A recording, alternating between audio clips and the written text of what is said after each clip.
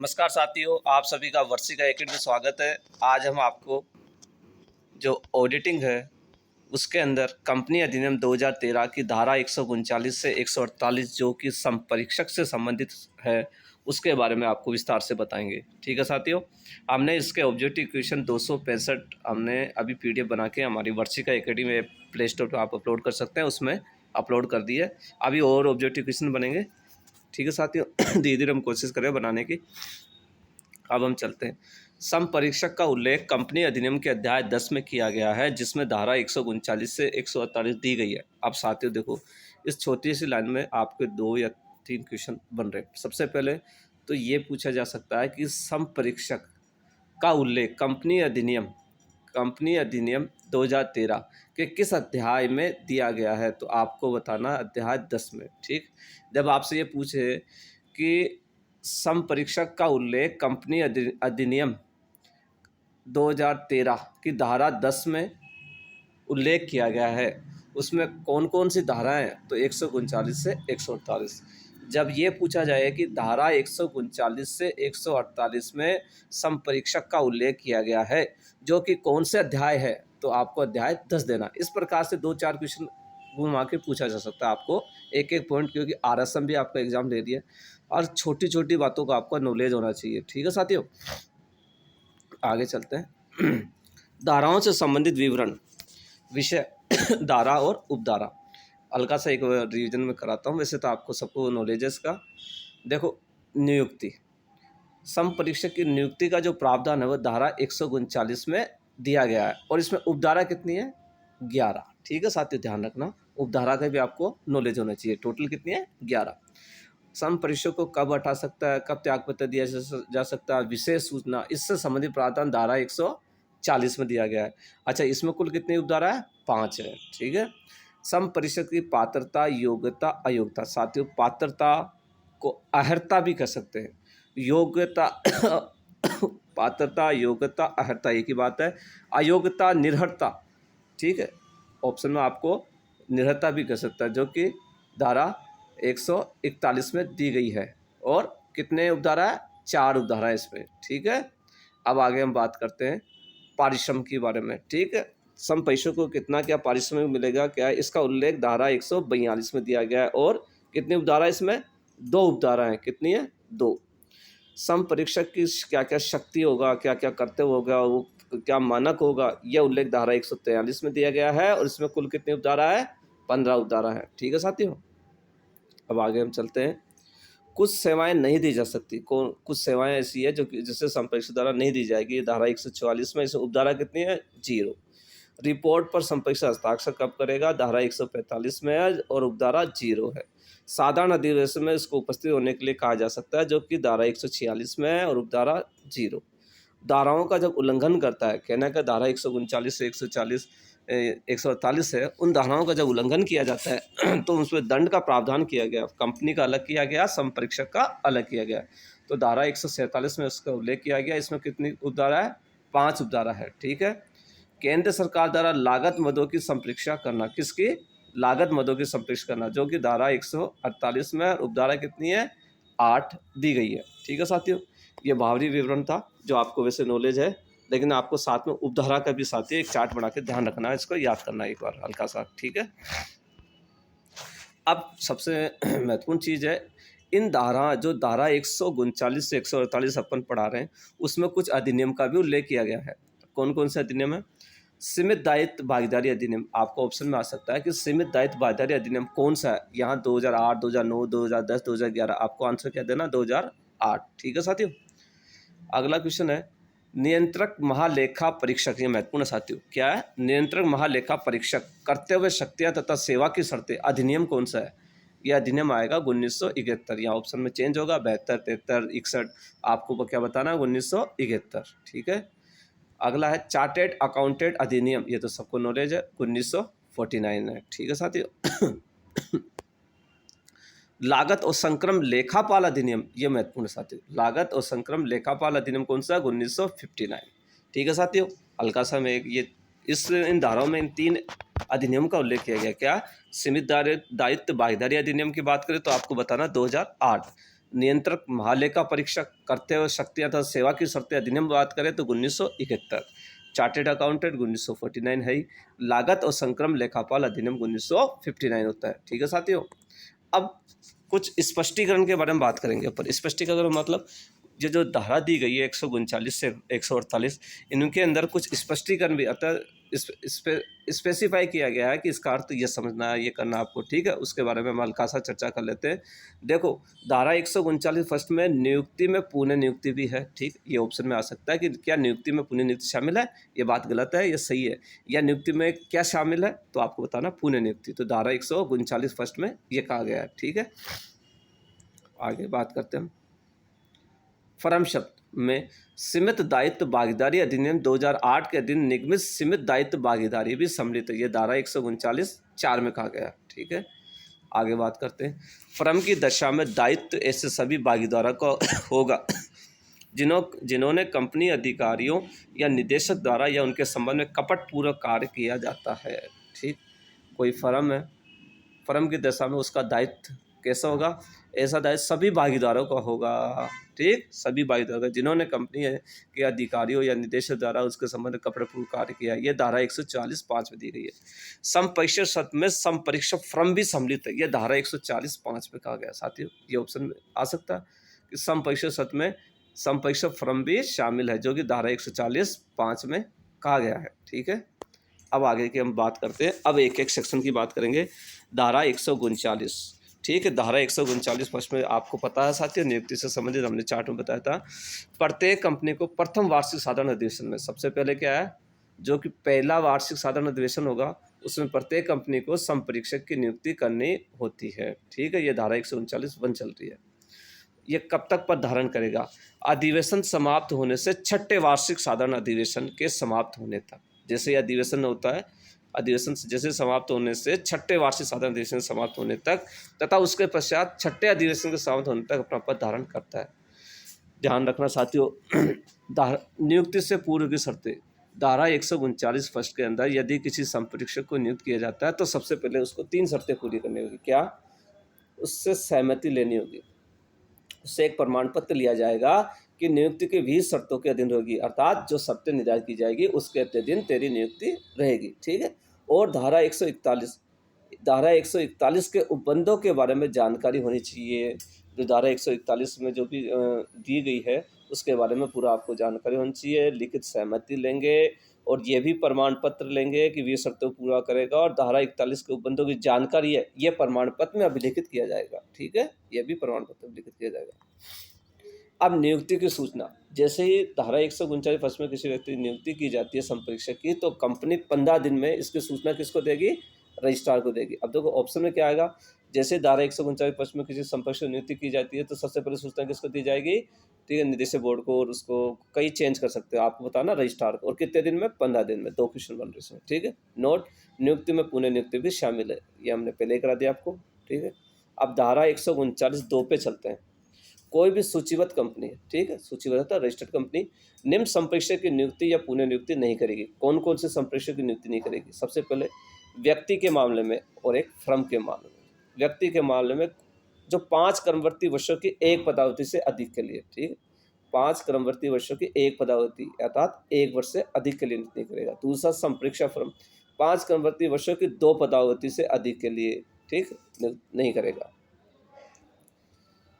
अब साथियों इसमें आपका जो ऑप्शन आएगा, इसमें क और ख इसकी परिभाषा दी गई है। 139(2) की भी क और ख दे रखी है। हो सकता है आपसे ऑप्शन में पूछ लिया जाए कि संपरीक्षक फर्म 5 क्रमवर्ती वर्षों की 2 पदावधि से अधिक के लिए नियुक्त नहीं किया जा सकता। यह कौन सी परिभाषा में दिया गया है, तो आपको साथियों बताना है धारा 139(2) का ख। इसी प्रकार से 139 क का कह सकता है।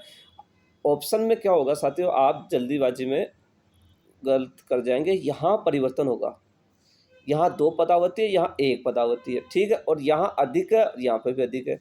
अब यहाँ जो चेंज किया जाएगा वो यहाँ क्या किया जाए, 1 की जगह 2 कर दिया जाएगा, अधिक की जगह कम कर दिया जाएगा। ठीक है, यहाँ पे भी ऐसे खेल किया जाएगा। इसलिए जब ऑप्शन आए तो आपको ध्यान से देना है, ध्यान से पढ़ के उसके आंसर करने हैं साथियों।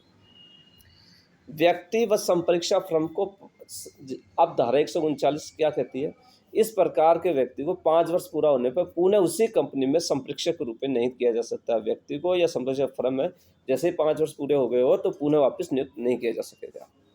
इस अधिनियम के प्रारंभ होने पर या उससे पूर्व विद्यमान कंपनी को, अब साथियों जब ये एक अधिनियम लागू हुआ था, ये उस समय की बात है, जैसे ये अधिनियम लागू होता तो जो नियम जो हैं, जो इसके उपधारा के नियम की पालना करनी होगी, जो कि अधिनियम के प्रारंभ होने की तारीख से 3 वर्ष के भीतर करनी है।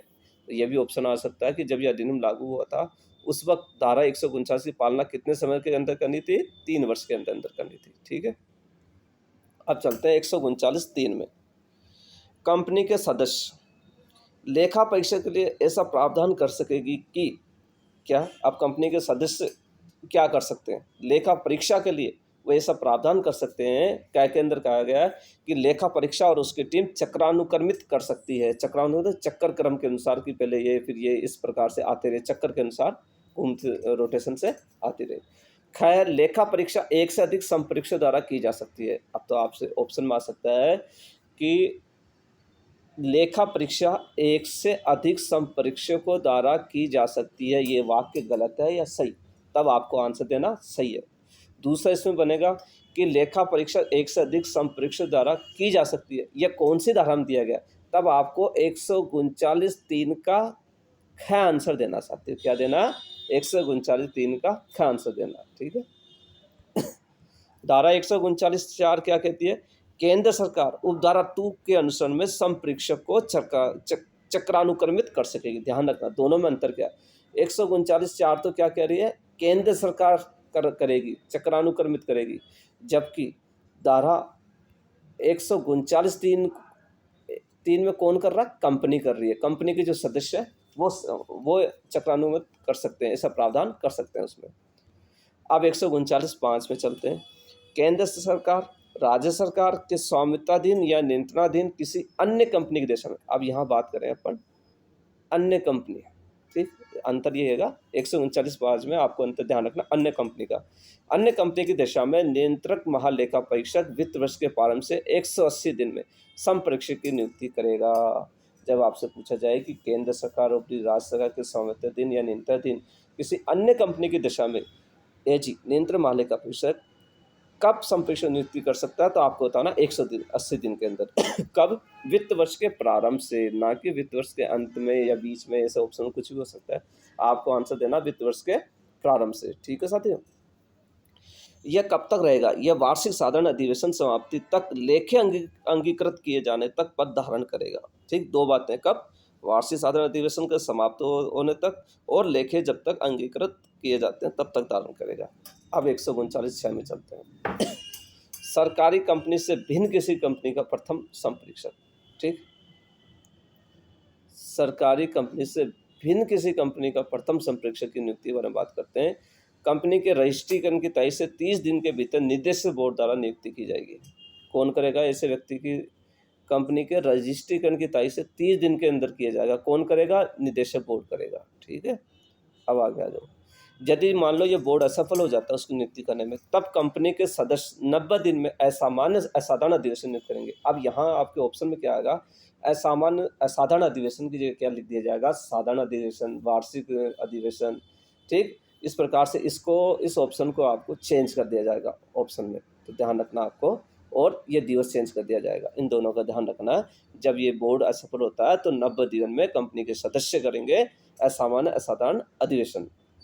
यह प्रथम वार्षिक साधारण अधिवेशन समाप्त होने तक प्रदान करेगा। अब 139(7) सरकारी कंपनी केंद्र सरकार या राज्य सरकार स्वामित्व या नियंत्रणाधीन अन्य कंपनी दिशा में प्रथम संप्रेषक की नियुक्ति। अब यहाँ चल रही है सरकारी कंपनी की बात चल रही है, यहाँ चल रही है सरकारी कंपनी की बात। ठीक है, बाद के नियंत्रण महालेखा परीक्षक कौन? केक नियंत्रण महालेखा परीक्षक द्वारा कंपनी के रजिस्ट्रीकरण तारीख से 60 दिन के भीतर की जाएगी। जब मान लो ये भी असफल रह जाता है तो निदेशक बोर्ड 30 दिन के अंदर नियुक्ति करेगा। कितने दिन में करेगा? 30 दिन में। जब बोर्ड भी असफल हो जाता है तो कंपनी के सदस्यों द्वारा, किसके? कंपनी के सदस्यों द्वारा असामान्य असाधारण अधिवेशन में 60 दिन के अंदर नियुक्ति की जाएगी। साथियों ध्यान रखना, इसमें 3 है धारा 139(7) में 3 बातें। सबसे पहले तो करता है नियंत्रण महालेखा परीक्षक करता है कितने दिन में? 60 दिन में। जब असफल होता है तो निदेशक बोर्ड करेगा 30 दिन में। जब यह भी असफल हो जाता है तो कंपनी के सदस्य करेंगे 60 दिन में। यह भी क्या करेगा? असामान्य असाधारण अधिवेशन नियुक्ति करेगा। यह पहले वार्षिक साधारण अधिवेशन के समाप्त होने तक प्रदान करेंगे। अब धारा 139(8) में चलते हैं साथियों। संप्रेषक का पद आकस्मिक रिक्त होने पर, संप्रेषक का पद क्या अचानक से आकस्मिक रिक्त होता है तो क्या होगा? ऐसी कंपनी से भिन्न भिन्न किसी कंपनी की दशा में जिसके लेखे भारत के नियंत्रण महालेखा परीक्षक द्वारा नियुक्त संप्रेषक द्वारा संप्रेषण की जाती है, वहां पर क्या हुआ? निदेशक बोर्ड 30 दिन के अंदर आकस्मिक पद रिक्त भरेगा। कितने दिन में बढ़ेगा? निदेशक बोर्ड 30 दिन के अंदर रिक्त पद भरेगा। ये 139(8) सेकंड में दी गई है। जब ऐसी आकस्मिक रिक्ति संप्रेषक के त्यागपत्र के कारण हुई हो, मान लो यहाँ तो सामान्य रूप से थी, अगर उसने खुद ने त्यागपत्र दिया हो, उस परिस्थिति में क्या होगा? तो बोर्ड की सिफारिश पर 3 माह के अंदर, कितने महीने के अंदर? 3 माह के, वहाँ 30 दिन था, यहाँ कितना? 3 माह। 3 माह के भीतर साधारण अधिवेशन में कंपनी द्वारा अनुमोदित भी कराया जाएगा। ठीक है। ऐसी कंपनी की दशा में जिसमें लेखे बाद के नियंत्रण महालेखा परीक्षक द्वारा नियुक्त संप्रेषक द्वारा संप्रेषण की जाती थी, ध्यान रखना सकते। यहाँ ये लेखे जो किए गए थे वो ऐसी कंपनी से भिन्न किसी कंपनी की दशा में, और यहाँ पर बात चल रहा है ऐसी कंपनी की दशा में जिसमें लेखे बाद के नियंत्रण महालेखा परीक्षक द्वारा रखे जाते हैं, तो वह 30 दिन के भीतर नियंत्रण महालेखा परीक्षक द्वारा आकस्मिक पद भरा जाएगा। इसमें भी 30 दिन आएगा, नियंत्रण महालेखा परीक्षक भरेगा। जब ये असफल हो जाता है अगले 30 दिन के अंदर निदेशक बोर्ड द्वारा भरना होगा। साथियों ये जो टाइमिंग का जो पीरियड है कितने दिन में क्या, इसके लिए आपको क्या बैठ करके एक चार्ट बनाना पड़ेगा, फिर उसको समझना पड़ेगा, तभी ये याद हो जाएगी, हो पाएंगे साथियों। ठीक है। अब 139(9) में क्या है? सेवानिवृत्त संप्रेषक की पुनः नियुक्ति। सेवानिवृत्त संप्रेषक की पुनः नियुक्ति भी हो सकती है। कैसे? वार्षिक साधारण अधिवेशन में की जा सकती है। कब करोगे? जो सेवानिवृत्त संप्रेषक की पुनः नियुक्ति वार्षिक साधारण अधिवेशन में की जा सकती है।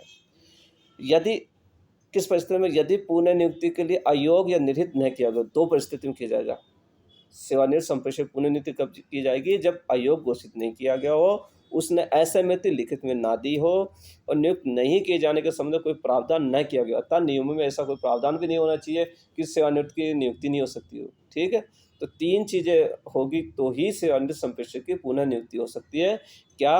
वो अयोग्य घोषित न हो, असहमति नहीं दे काम करने के लिए, और ऐसा कोई प्रावधान नहीं किया गया हो। अब 139(10) में चलते हैं। जहां वार्षिक साधारण अधिवेशन में संप्रेषक की नियुक्ति या पुनः नियुक्ति नहीं की जाए, वहां पर विद्वान संप्रेषक संप्रेषक रूप में कार्य करेगा। ये साथियों आ सकता है कि ऐसे घुमा के दिया जा सकता है कि किसी कंपनी में ऐसी स्थिति पैदा हो गई है कि वार्षिक साधारण अधिवेशन के अंदर किसी संप्रेषक की नियुक्ति नहीं हो सकती, तो अब वहाँ संप्रेषक रूप में कौन काम करेगा? तब आपको बताना है विद्वान संप्रेषक को ही काम करेगा, जो कि धारा 139(10) में दी गया है। अब धारा 139(11) में चलते हैं, जहां पर धारा 177 के अधीन संप्रेषक समिति का गठन किया गया हो। धारा 177 में जब संप्रेषक समिति का गठन किया जाता है, वहां पर आकस्मिक रिक्तता को इस समिति की सिफारिश पर विचार करके ही रिक्त पद भरा जाएगा। तो साथियों ये भी ऑप्शन में आ सकता है कि धारा 177 के तहत आकस्मिक कोई रिक्तता है तो वो कब भरा जा सकता है? जब ऐसी समिति की सिफारिश पर विचार कर लिया गया हो। जब तक विचार नहीं करेंगे तब तक नहीं भरा जा सकता। अब चलते हैं साथियों धारा 140 में, संप्रेषक को हटाना, त्यागपत्र, विशेष सूचना दिया जाना। तो धारा 139 फर्स्ट में नियुक्त संप्रेषक को उसके पद की अवधि समाप्त होने से पूर्व विशेष संकल्प द्वारा केंद्र सरकार से पूर्व अनुमोदन, अर्थात जब तक केंद्र सरकार से आप अनुमोदन नहीं प्राप्त कर लेते, कोई विशेष प्रस्ताव नहीं लेके आते हैं, तब तक उसको नहीं हटा सकते। धारा 140 फर्स्ट ये कहती है। समझ गए साथियों? संप्रेषक त्यागपत्र। अब बात दो थी, एक तो यश को हटाने की। अब मान लो संप्रेषक खुद ने त्यागपत्र दिया हो, तो उस स्थिति में क्या होगा? धारा 142 कहता है त्यागपत्र की तारीख से 30 दिन के भीतर कंपनी और रजिस्टर को सूचना। यहाँ बात चल रही है त्यागपत्र की सूचना की। ठीक है। जब संप्रेषक खुद त्यागपत्र देता है तो त्यागपत्र की तारीख से 30 दिन के भीतर कंपनी और रजिस्ट्रार को इसकी सूचना देगा। कौन देगा? संप्रेषक देगा। धारा 139(5) में उल्लेखित कंपनी की दशा में बाद के नियंत्रण महालेखा परीक्षक को सूचना देगा। यदि वह धारा 139(5) के अनुसार कंपनी है तो एजी को की भी इसकी सूचना के को भी इसकी सूचना देनी होगी, बात के नियंत्रक महालेखा परीक्षक को। ठीक है। जुर्माना ऑब्लिक दंड धारा 140(3) में दिया गया। जुर्माना ऑब्लिक दंड किस में दिया गया साथियों? 140(3) में। यदि संपरीक्षक उपधारा 2 की पालना नहीं करे, कहने का मतलब यदि वह सूचना नहीं दे कि उस त्यागपत्र की सूचना नहीं देता है तो उसे क्या दंड मिलेगा? ठीक, तो त्यागपत्र सूचना नहीं देता जुर्माना जो कि 50,000 से 5 लाख तक होगा। 50,000 से 5 लाख तक का जुर्माना दिया जाएगा। धारा 144(4) क्या कहती है? सेवानिवृत्त से भिन्न या सेवानिवृत्त व्यक्ति की पुनः नियुक्ति तब तक नहीं की जाएगी जब तक उसने 5 या 10 वर्ष की कर्मवृत्ति अवधि पूरी नहीं की हो। संप्रेषक को बदला भी जा सकता है धारा 140(5) के तहत, जब अधिकरण को संप्रेरणा से या केंद्र सरकार से यह समाधान हो जाए कि संप्रेषक ने कपटपूर्ण रीति या दुष्प्रेरण या दुर्भिसंधि से कार्य किया है, तो उसको हटाने का आदेश कौन दे सकती है? कंपनी को देगी, अधिकरण देगी। परंतु भी यदि इस प्रकार के कर्तव्य के लिए केंद्र सरकार ने आवेदन किया है तो अधिकरण आवेदन की तारीख से 15 दिन के अंदर आदेश जारी करेगा, उसे हटाने का आदेश जारी करेगा और केंद्र सरकार अन्य संप्रेषक की नियुक्ति करेगी। इसका एक परंतु और दिया गया है, जब ऐसा आदेश अधिकरण द्वारा जारी किया जाता है तो आदेश की तारीख से 5 वर्ष तक संप्रेषक के रूप में वह कार्य नहीं कर सकेगा। साथ ही धारा 447 के अधीन कार्रवाई भी की जा सकेगी। ठीक है साथियों। धारा 140(5) क्या कह रहा है? जब अधिकरण को संप्रेरणा से या केंद्र सरकार से यह समाधान हो जाता है कि संप्रेषक ने कपटपूर्ण रीति या दुष्प्रेरणा या दुर्भिसंधि से कार्य किया तो उसे हटाने का आदेश देगी। ठीक है। और ऐसा आदेश ये करते कि केंद्र सरकार ने आवेदन किया तो 15 दिन के अंदर उसे आदेश जारी करना पड़ेगा और आदेश जारी उनसे 5 वर्ष तक उसको पुनः नियुक्ति नहीं की जा सकती है और धारा 447 के दिन भी कार्रवाई की जा सकती है। अब चलते हैं अपन धारा 141 में। धारा 141 कहती है संप्रेषक की पात्रता, अर्थात योग्यता, पात्रता, अयोग्यता हटाना, ये सब कुछ है। धारा 141(1) में अपन पढ़ेंगे पात्रता के बारे में। कौन पात्र होगा, कौन अहर्ता रखेगा? जो चार्टेड अकाउंटेंट हो व्यक्ति के रूप में, फर्म के रूप में, भारत में व्यवसायरत अधिकतर भागीदार हो जो कि चार्टेड अकाउंटेंट हो तो उनकी फर्म के नाम से कंपनी का संप्रेषक नियुक्त किया जा सकता है। 141(2) कहती है सीमित दायित्व भागीदार। ऐसे भागीदार यदि व्यवसायरत चार्टेड अकाउंटेंट हैं तो फर्म की ओर से कार्य करने व हस्ताक्षर करने के लिए अधिकृत होंगे। निम्न व्यक्ति संप्रेषक के रूप में नियुक्ति नहीं किया जा सकेगा। धारा 141(3) ये कहती है क्या के रूप में?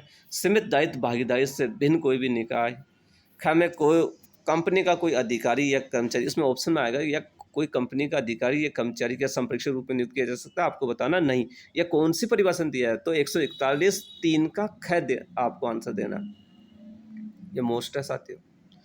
ग है कंपनी के किसी अधिकारी या कर्मचारी के नियोजन में हो, ऐसा व्यक्ति स्वयं या नातेदार या भागीदार हो जिसके नातेदार निदेशक या मुख्य प्रबंधकीय कार्मिक के रूप में कंपनी में नियोजित हो, कहीं अन्य पूर्णकालिक नियोजन में हो, कहने का मतलब पूर्णकालिक मतलब पूरे समय के लिए कहीं अन्य जगह नियुक्त हो और या 20 से अधिक कंपनी में संप्रेषक के रूप में नियुक्त किया जा चुके हो, ऐसे व्यक्ति को नियुक्त नहीं किया जा सकता।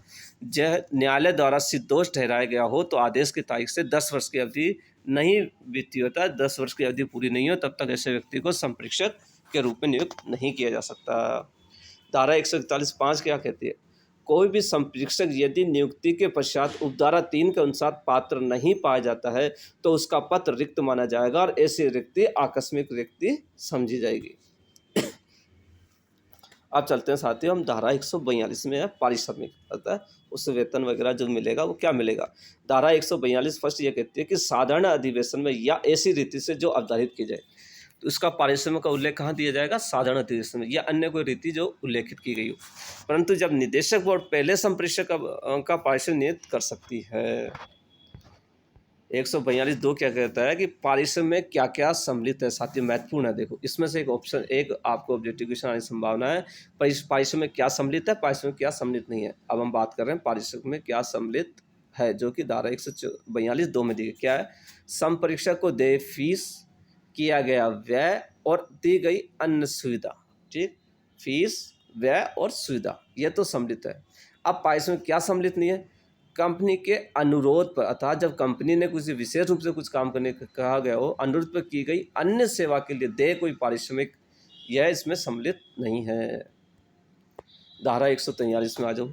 संप्रेषक की शक्ति, कर्तव्य, मानक धारा 143 फर्स्ट में दिए गए हैं। क्या क्या? संप्रेषक की शक्ति, कर्तव्य और मानक।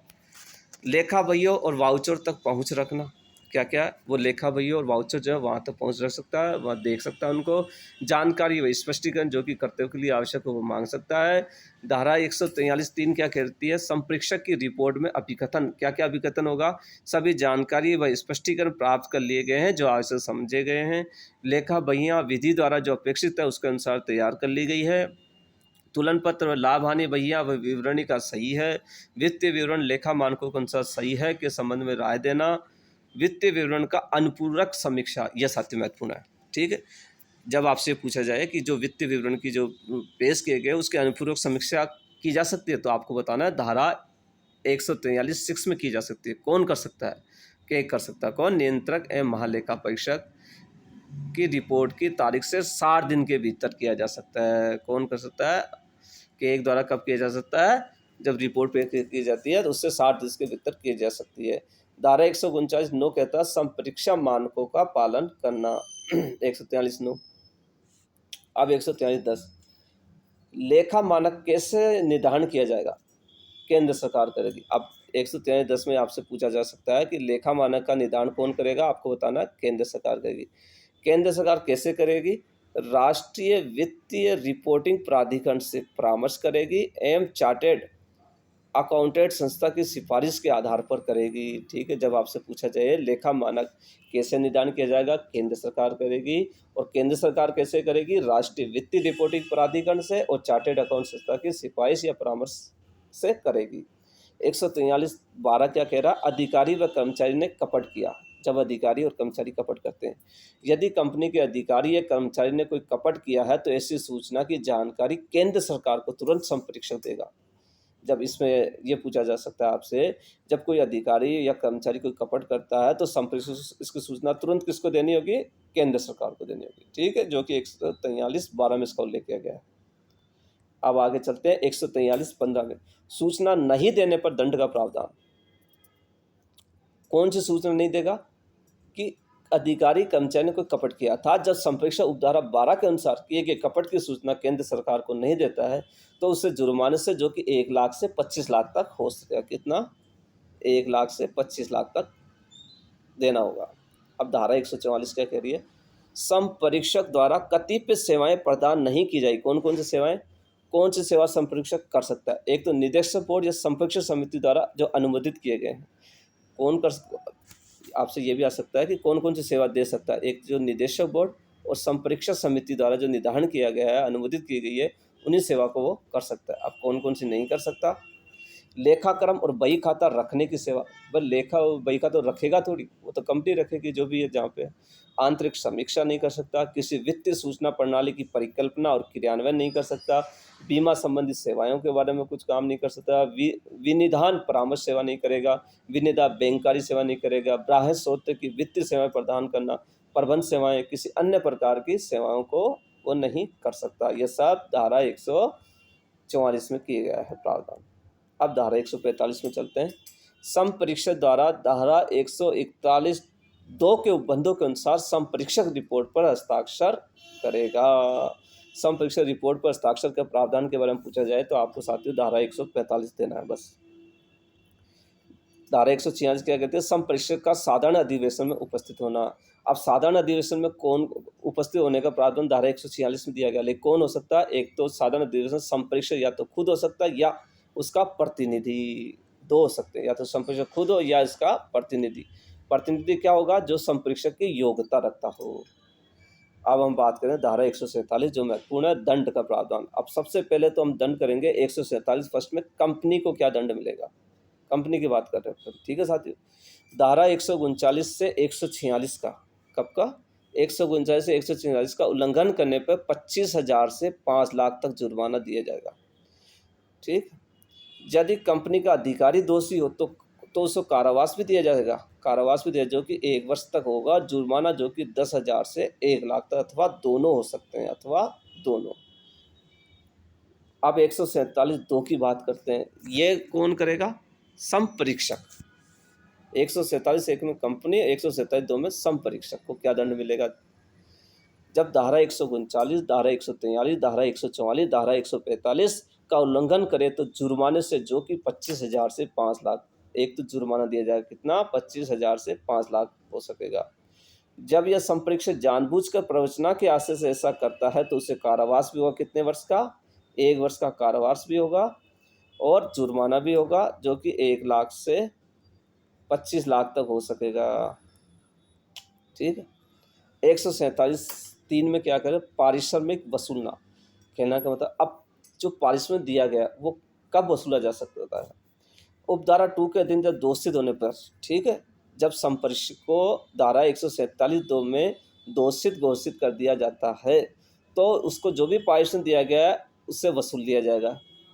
यदि कंपनी को कोई गलत या भ्रामकता के कारण कोई हानि भी हुई है, गलत या भ्रामकता के कारण कोई हानि हुई तो उसे नुकसान का भी संदाय उसे करना पड़ेगा। 2 चीज़ करनी पड़ेगी, पारिश्रमिक तो देना ही पड़ेगा और यदि कोई कंपनी को नुकसान हो गया है तो उसको भी देना पड़ेगा। इसलिए संप्रेषक की जिम्मेदारी काफ़ी है। धारा 148 क्या कह रही है? केंद्र सरकार द्वारा कुछ कंपनियों के संबंध में लागत की मदों की संपरीक्षा विनिर्दिष्ट की गई है। ठीक है साथियों, इस प्रकार से साथियों हमने धारा 139 से 148 आपको विस्तृत रूप से पढ़ा दिया है और इसका ऑब्जेक्टिव क्वेश्चन हमने हमारे वर्षिका एकेडमी प्ले स्टोर पर आपको अपलोड कर दिए हैं, आप उसमें देख सकते हैं। किसी प्रकार की कुछ समस्या हो तो आप मेरे मोबाइल नंबर 9785070940 पर संपर्क कर सकते हैं।